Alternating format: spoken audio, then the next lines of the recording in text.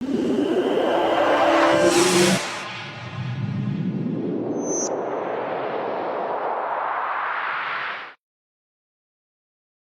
जय श्री राम में आपका स्वागत है। कैसे आप सभी? तो आज हम देखने वाले हैं टेंस मूवी की शुरुआत 12 बच्चे से होती है जो सभी एक दूसरे के बहुत ही अच्छे दोस्त होते हैं। एक साथ घूमना फिरना उन्हें बहुत ज्यादा पसंद है और सभी 18 साल से कम के हैं, लेकिन उन्हें खुद को साबित करने का काफी ज्यादा शौक है कि वो अब बच्चे नहीं रहे, बड़े हो चुके हैं। मतलब कि बड़ों वाले काम करके भी वह खुद को साबित कर सकते हैं, लेकिन उनका ये शौक उन्हें किस मुसीबत में डालेगा वो तो आगे पता चल जाएगा आपको।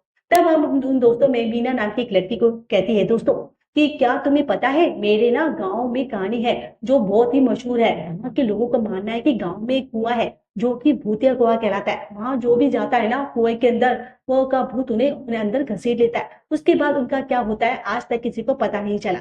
जिन्हें भी वो भूत कुएं में डालता है ना वो कभी लौटकर वापस नहीं आते। ये सुनकर दोस्तों सभी घबरा जाते हैं, लेकिन जो चीज जितनी खतरनाक हो उसे करने में मजा ही कुछ और होता है। इससे सारे बच्चे डिसाइड करते हैं कि हम उस कुएं को देखने मीना के गांव जरूर जाएंगे, पर हाँ हमारे पेरेंट्स उसके बारे में कभी पता नहीं चलना चाहिए। इसलिए दोस्तों वो सोचते हैं कि हमें कोई तरीका निकालना पड़ेगा मीना के गांव जाने का। अगले दिन सारे के सारे दोस्त जैसे ही स्कूल जाते हैं उनकी टीचर उन्हें क्लास बंक देकर चुपके से फोन पर बातें करने लगती है। एंड इसी मौके का फायदा उठाकर एक के बाद एक 12 बच्चे कहने लग जाते हैं कि मैम हमें ना बाथरूम जाना है। अब क्योंकि देखिए टीचर तो फोन में मगन थी और कोई उसे बात करते हुए डिस्टर्ब ना करे, इसलिए वो सारे 12 बच्चों को जाने की परमिशन दे देती है। बाथरूम कमाल है ना यार, बहुत ही खतरनाक टीचर है। वैसे आपकी भी कोई ऐसी टीचर रही है तो क्या बताइएगा आपका कमेंट से। तो 12 दोस्त बाथरूम में आकर कपड़े चेंज कर लेते हैं और बाथरूम की खिड़की से स्कूल के बाहर चले जाते हैं। दोस्तों चुपचाप बने उन्हें सीसीटीवी क्या लगा हुआ था मिलता है, इसलिए एक दोस्त अपनी शर्ट से उस कैमरे को बंद कर देता है और उसके बाद सारे बच्चे स्कूल से भाग जाते हैं ताकि मीना के गांव जा पाए। उन्हें इस बात की कोई फिक्र नहीं होती कि अगर उनके पेरेंट्स को पता चला तो उनका क्या हाल होगा। तो दोस्तों अब जैसे ही ये सारे बच्चे स्कूल के गेट से बाहर आते हैं उन्हें आकाश नाम का एक स्टूडेंट दिखाई देता है जो कि आज स्कूल आने में थोड़ा लेट हो गया था। उसे देखकर ये सभी परेशान हो जाते हैं कि यार ये कहां से टपका और यहाँ पर हमारा काम खराब कर देगा। इतना ही नहीं हमारी शिकायत टीचर से भी कर देगा। लेकिन दोस्तों तब सभी आखिरी में ये फैसला करते कि हम आकाश को भी अपने साथ लेकर जाएंगे। वैसे भी हमारे भारी बैग उठाने के लिए कोई तो चाहिए होगा ना, तो ये हमारा काम कर देगा। दोस्तों ये सारे सोचते हैं कि वैसे आकाश की बात की जाए तो वो बेचारा बहुत ही शरीफ बच्चा है, साथ ही साथ अनाथ भी है। बेचारा न्यूज़पेपर वगैरह बेचकर इतनी कम उम्र में अपनी पढ़ाई और सबका खर्चा कर रहा था। अनाथ होने की वजह से स्कूल के बाकी बच्चे उसको बहुत bully करते थे क्योंकि आकाश का कोई नहीं होता तो उसे सपोर्ट कर पाए। उसका यहाँ तक कि कोई दोस्त भी नहीं होता, इसलिए आकाश सभी की बात मान लेता है और बिना कुछ कहे अब जैसे ही सभी बस में मीना के गांव जाने वाले होते हैं, रास्ते में चल रहे प्रोटेस्ट की वजह से रोड में जाम हो जाता है, इसलिए वो आगे जा नहीं पाते। पर उन सब ने तो मन बना लिया था कि हम कैसे भी करके उस कुएं को जरूर देखेंगे, इसलिए वो सभी पैदल ही निकल जाते हैं। दोस्तों मीना के गांव की ओर यह सफर अब काफी लंबा होने वाला था और सफर जल्दी पूरा करने के लिए कुछ कुत्ते सभी बच्चों के पीछे पड़ जाते हैं। इससे सारे बच्चे कुत्तों से बचकर इधर उधर भागना शुरू कर देते हैं। उन्हें जहाँ रास्ता मिलता वो वहां भाग जाते हैं। बहुत दूर आने के बाद जब कुत्तों से उनका पीछा छूट जाता है तब उन्हें पता चलता है कि हम तो किसी और रास्ते आ गए और यहाँ से मीना का गांव किस तरफ है हमें ये पता नहीं चल पाता। दोस्तों उन्हें ये समझ में आ गया था कि उन्होंने बहुत बड़ी गलती कर दी है, साथ ही उनके फोन में नेटवर्क भी नहीं होता। इस चीज से सारे डर भी जाते हैं और परेशान भी हो जाते हैं। अब सभी आकाश को ब्लेम करते हैं कि उसकी वजह से ये हुआ, अपनौती कहीं का। दोस्तों यहाँ सारा नाम की एक लड़की सभी को चुप करा देती है कि ऐसा नहीं है, बेचारा खुद हमारी वजह से यहाँ फंसा है, ऊपर से हम उसे ब्लेम कर रहे हैं, ये अच्छा नहीं है। अब दूसरी ओर काफी देर से बच्चों को ना आने पर टीचर और प्रिंसिपल परेशान हो जाते हैं कि सभी बच्चे आखिर गए तो कहाँ गए। बच्चों के पेरेंट्स को बुलाया जाता है, उन्हें भी सारी चीजें बताई जाती है। अब पेरेंट्स तो जाहिर सी बात है स्कूल वालों पर ही इससे लाएंगे ना कि भाई आपके हवाले कर रहे थे बच्चे तो कहाँ भेज दिया, आपने अपनी इतनी लापरवाही की है कि वह बच्चे एक भी नहीं बल्कि 12 बच्चे भाग गए। ऐसे कैसे भाग सकते हैं, किसी को कानो कानो खबर भी नहीं होती। यहाँ तक कि दोस्तों पुलिस को भी बुला लिया जाता है जो बच्चों को ढूंढने का काम शुरू कर देती है। दूसरी तरफ हम सारे बच्चे एक गेम खेलने का डिसाइड करते हैं कि हम अपनी आंखों पर पट्टी बांध कर वो भागने वाला गेम खेलेंगे 90 सेकंड तक। तो 90 सेकंड तक फोन में गाना बजता रहेगा और गाने के स्टॉप होने के बाद जो बच्चा सबसे आगे होगा वो होगा विनर, जिससे बाकी बच्चों को अपने पास से पैसे निकाल कर उस विनर को देने होंगे। एंड दोस्तों इस खेल के सारे बच्चे मान जाते हैं कि बहुत ही बढ़िया आइडिया है, इससे हम काफी लंबा भी सफर आसानी से तय कर सकते हैं। तो सारे लोग इस तरह भागना शुरू कर देते हैं और 90 सेकंड भागने के बाद जुड़वा भाई फर्स्ट पोजीशन पर आते हैं, इसलिए बाकी बच्चों को उनके पैसे देने पड़ते हैं। लेकिन टोटल एक कम होता है और इस चीज से उन्हें पता चलता है कि हमारा एक दोस्त तो गायब हो गया। हम टोटल 13 लोग आए थे और अब सिर्फ 12 रह गए। इसलिए दोस्तों वो सारे इधर उधर वो अपने दोस्त को ढूंढना शुरू कर देते हैं कि वो कहाँ चला गया, लेकिन उन्हें वो कहीं पर भी दिखाई नहीं देता। साथ ही अचानक से मौसम भी खराब होने लग जाता है और आधी रात तूफान आना शुरू भी। तूफान की वजह से जमीन की थोड़ी मिट्टी जैसे हटती है तो उन्हें वहां पर इंसानी खोपड़ी दिखाई देती है। भाई उसको देख कर तो सबकी हालत खराब हो जाती है। ये क्या हो गया हमारे साथ, ये हम कहाँ आ गए, हम ये लग रहा था कि यहाँ पर लोगों की बलि दी जाती है। सभी दोस्तों अपनी जान बचाकर वहां से भागने लग जाते हैं कि कहीं हम अपनी दोस्त की तरह गायब ना हो जाए। लेकिन इसी भागा दौड़ी में उनका एक और दोस्त गायब हो जाता है। किसी को कुछ समझ में नहीं आता कि आखिर ये सब हो क्या रहा है, हमारे दोस्त कहाँ गायब हो रहे हैं, उन्हें कौन गायब कर रहा है, कुछ पता नहीं उसको। अब उसको समझ में आ गया था कि खुद को इतना बड़ा होशियार समझकर इन्होंने बहुत बड़ी गलती कर दी थी। अब उन्हें ये कौन बचाएगा।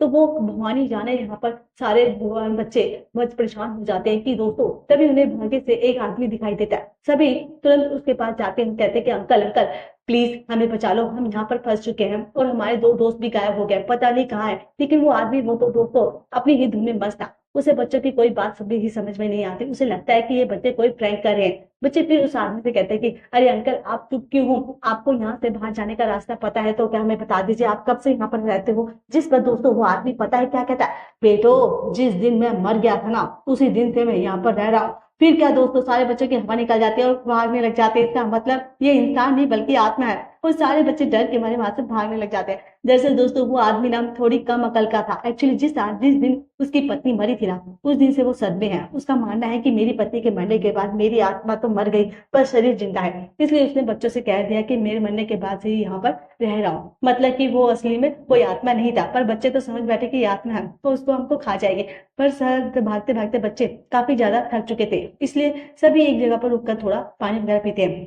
लेकिन तभी अचानक से फिर एक और दोस्त गायब हो जाता है। सभी ब्लैंक हो जाते हैं कि भगवान ये क्या हो रहा है, कैसे पॉसिबल हो सकता है कि एक पल में तो हम सब साथ होते हैं और अगले पल में हम सब गायब हो जाते हैं। कहाँ जरूर ये लगता है कि कोई भूत या जगह है और जहाँ हम कोई भूत अपनी शक्तियों की मदद से हमारे दोस्तों को गायब करा। तभी आगे बढ़ते हैं उनको एक बड़ा सा सांप दिखाई देता है और इस सांप के पेट को देखकर ऐसा लग रहा था कि किसी ने अभी अभी किसी को निगला है। बच्चों को लग रहा था कि कहीं ऐसा तो नहीं कि इस सांप ने हमारे दोस्त को निगल लिया हो। और वह सारे बच्चे मिलकर उस सांप को मार डालते हैं और उसे मारने के बाद उसका पेट चीर कर देखते हैं अंदर क्या है। तो अंदर एक और बकरी निकलती है जिसको सांप ने थोड़ी देर पहले ही निगल लिया था। लेकिन दोस्तों वो बकरी मर चुकी थी, पर हाँ उसके पेट में पल रहा बच्चा अभी तक जिंदा होता है। तो सारे दोस्त तुरंत बकरी के अंदर से बच्चे को बाहर निकालते हैं जो कि पूरी तरह से सेव होता है। उसको देख के उन्हें खुशी महसूस होती है कि चलो कुछ तो बढ़िया हुआ। लेकिन अभी तक भी अचानक से पूरे जंगल के जितने भी जानवर होते हैं ना वो सारे जानवर सभी बच्चों को चारों तरफ से घेर कर चक्कर लगाने लगते शुरू कर देते हैं। बच्चे भी सोचते हैं कि यार हमने इतना अच्छा काम किया और फिर ये सब कुछ क्यों हमारे साथ बहुत ज्यादा डर लग रहा होता है। लेकिन वो जानवर उन्हें कुछ नहीं कहते, बस अनजान कारण से घूम रहे होते हैं। और दूसरी ओर हम मैक्स नाम के एक आदमी को देखते हैं। उसे जैसे ही जानवर के घूमने के बारे में पता चलता है ना तो वो काफी ज्यादा खुश हो जाता है। दोस्तों मैक्स की बात की जाए तो मैक्स के पिता नासा के एक साइंटिस्ट हुआ करते थे। उन्होंने एक स्पेसक्राफ्ट को भेजना में काफी अहम भूमिका निभाई थी। वो जो स्पेसक्राफ्ट उन्होंने भेजा था उसके अंदर ऐसी गोल्डन डिस्क डाली गई थी जिसके अंदर इंसानों की काफी सारी जानकारियां हैं, जैसे कि इंसान किस तरह से रहते हैं, वे क्या करते हैं, पृथ्वी पर कहाँ मौजूद है और वह किस तरह के दिखाई भी देते हैं वगैरह वगैरह, ताकि वो अगर फ्यूचर में कभी ये स्पेसक्राफ्ट किसी एलियन के साथ लग जाए तो उसे पृथ्वी के बारे में सारी जानकारी मिल पाए। ये सब कुछ जानने के बाद ही एलियन फैसला लेंगे कि वो हमारी पृथ्वी पर आकर अपनी आधुनिक टेक्नोलॉजी की मदद से पृथ्वी का विकास करेंगे या फिर नहीं, पृथ्वी को खतरा समझकर उसे बर्बाद कर देंगे। एंड दोस्तों मैक्स के पिता रिटायर हो चुके थे, लेकिन वह हर समय इसी स्पेसक्राफ्ट पर नजर रखते थे ताकि उसके जरिए एलियन से संपर्क कर पाए। लेकिन कुछ सालों पहले हुआ ये मैक्स के पिता की मृत्यु हो गई थी, इसलिए उनके बाद अब मैक्स उनका पूरा काम पूरा कर रहा था। अब उसे पता चलता है कि जानवर गोल गोल चक्कर लगा रहे हैं, तो उसे समझ आ जाता है कि उस एरिया में अचानक से पृथ्वी के इलेक्ट्रोमैग्नेटिक वेव्स काफी ज्यादा बढ़ चुके हैं जिस वजह से जानवर गोल गोल घूम रहे हैं। और हो ना हो ये इसलिए हुआ है क्योंकि यहाँ पर एलियंस आने होंगे। और इस चीज से मैक्स बड़ा खुश हो जाता है कि चलो कुछ तो बढ़िया हो रहा है पृथ्वी के लिए। और उस जगह जाने के लिए वो तुरंत निकल पड़ता है ताकि पर एलियंस आ रहे हैं तो वो उनसे बात कर पाए। अब जैसे ही वो जानवर वहां से हटते ना तो सभी बच्चे दोबारा से आगे बढ़ने लग जाते हैं और कुछ देर आगे बढ़ने के बाद वो थक कर एक पेड़ के नीचे बैठ जाते हैं। लेकिन तभी उन्हें पेड़ के ऊपर एक लड़की की लाश लटकी हुई दिखाई देती है जिसने खुद की जान दे दी थी। वो लड़की पास के गांव की होती है दोस्तों। एंड उस लाश को देखकर बच्चे तो बहुत ज्यादा डर जाते हैं कि भगवान आज ये क्या क्या हो रहा है हमारे साथ। बस दोस्तों उन्हें जहाँ जगह मिलती ना वो वहीं पर भागने लग जाते हैं, लेकिन उनके जाने के बाद भी वहां से कुछ पुलिस वालों का गुजरना होता है और वो लोग उन बच्चों को ढूंढते हुए यहाँ तक आ गए थे, लेकिन दुर्भाग्य से पुलिस वालों के आने से पहले वो बच्चे वहां से भाग गए थे। लगता है दोस्तों बच्चों की किस्मत ही खराब है। अब दोस्तों कुछ देर के बाद उनका एक दोस्त जो सभी से थोड़ा दूर खड़ा होता है वो अचानक ही बहुत ही छोटा हो जाता है और छोटा होने के बाद में किसी तरह से पिंजरे में कैद हो जाता है, जो पिंजरा उसे वहां से लेकर चला जाता है। यानी कि इसी तरह से बच्चे गायब हो रहे हैं, लेकिन ऐसा कर कौन रहा है वो हमें थोड़ी देर में पता चल जाएगा। अब अपने एक और दोस्त के गायब होने से सारे बच्चे डरे हुए होते हैं। सभी सोचते हैं कि यह कहीं मेरी अब अगली बारी तो नहीं है। जैसा उन्होंने सोचा था वो चीज भी हो जाती है। अचानक से उनके सामने उनकी एक और दोस्त छोटी होकर पिंजरे में कैद हो जाती है और पिंजरा उसे वहां से लेकर चला जाता है। तभी जैसे पिंजरे को छूते हैं उन्हें जोर का झटका लगता है और इस वजह से पिंजरे से सभी बच्चों को दूर कर देते हैं, बल्कि परिंदे जानवरों और बाकी तरह की चीजों को भी कैद कर लेते हैं। किसी को कुछ समझ में नहीं आता कि आखिर यहाँ पर कौन सी शक्ति है। और फिर वहां पर मैक्स आता है। सारे बच्चे उससे मदद मांगते हैं कि हमारे दोस्तों को बचा लो, हमारे 6 दोस्त गायब हो गए। लेकिन मैक्स तो बच्चों से ज्यादा एलियंस को ढूंढने के लिए आया था कि इलेक्ट्रोमैग्नेटिक वेव्स तो यहीं से ज्यादा आ रही थी और एलियंस को भी यहीं पर होना चाहिए था। तभी वहां पर एक एलियन स्पेसशिप आ जाता है दोस्तों, जो कि बहुत बड़ा और खतरनाक लग रहा था। उसको देखकर मैक्स की तो खुशी का ठिकाना रहता ही नहीं है। सोचता है कि बस आज मेरे और मेरे पिता का सपना पूरा हो गया, हमने एलियन से कांटेक्ट कर लिया। एंड वो एलियन से बार बार बात करने की कोशिश करता है ताकि पता कर सके कि बच्चों को गायब करने में उनका हाथ है या नहीं। तब उसे पता चलता है कि हाँ, इसके पीछे तो एलियन ही है। एलियन स्पेसशिप ने ही 6 बच्चों को कैद कर लिया था। उसी के साथ साथ हर तरह के जानवर और परिंदों को भी कैद कर लिया था ताकि उन पर रिसर्च कर सके। उसके बाद वो डिसाइड करेंगे कि किस इंसानों की आगे चलकर मदद करनी चाहिए या फिर उनको मारना चाहिए। तो अभी सारे बच्चे मैक्स से विनती करते हैं कि प्लीज हमारे दोस्तों को इन एलियन से बचा लो। और तब उसके कहने के पर मैक्स एलियन स्पेसिस से दोबारा बात करने की कोशिश करता है कि क्या वो बच्चों को छोड़ेंगे या नहीं। तब उसे जवाब मिलता है कि उसका काम एक बच्चे से भी हो जाएगा। तो अगर आपको बच्चा खुद से आना चाहता है तो उसके बदले 6 बच्चों को छोड़ दिया जाएगा। अब ये जानकर ये सभी दोस्त घबरा जाते हैं कि उन 6 के बदले कौन जाएगा एलियन के पास। कोई भी जल्दी से इसके लिए तैयार नहीं होता दोस्तों। तब आकाश कहता कि मैं जाऊंगा, क्योंकि तुम लोगों के घर पर न जाने तुम्हारे पेरेंट्स कब से परेशान हो रहे होंगे, लेकिन मेरा तो कोई घर है ही नहीं, मेरा कोई पेरेंट्स ही नहीं है, कोई परेशान नहीं होगा मेरे लिए, तो मैं जाता हूँ। दोस्तों ये सुनकर बाकियों को भी काफी अफसोस होता है कि आकाश कितना अच्छा इंसान है, लेकिन हम उसे कितना बुरा मारना भला कह देते। सभी के सभी यहाँ पर अकल ठिकाने आ जाते हैं। सारे बच्चे आकाश से स्टोरी कहकर उससे माफी भी मांगते हैं और उसके बाद आकाश खुद को एलियन के हवाले कर देता है। इसके बदले में एलियन फिर से बाकी बच्चों को छोड़कर चला जाता है। दोस्तों अगली सीन में हम सारे बच्चे घर वापस आ चुके होते हैं, जिससे सभी पेरेंट्स बड़े खुश। स्कूल में भी आकाश को सम्मान देने के लिए एक प्रोग्राम रखा गया था, क्योंकि उसी की वजह से सभी की जान बच पाई थी। और उसके बाद दिखाते कि एलियन स्पेसशिप के अंदर से आकाश नासा से संपर्क करके कहता कि मैं अभी एलियन के प्लेनेट पर आ रहा हूँ।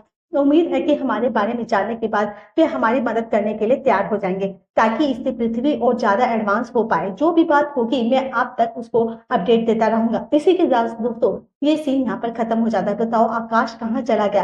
वेल अगर आपको वीडियो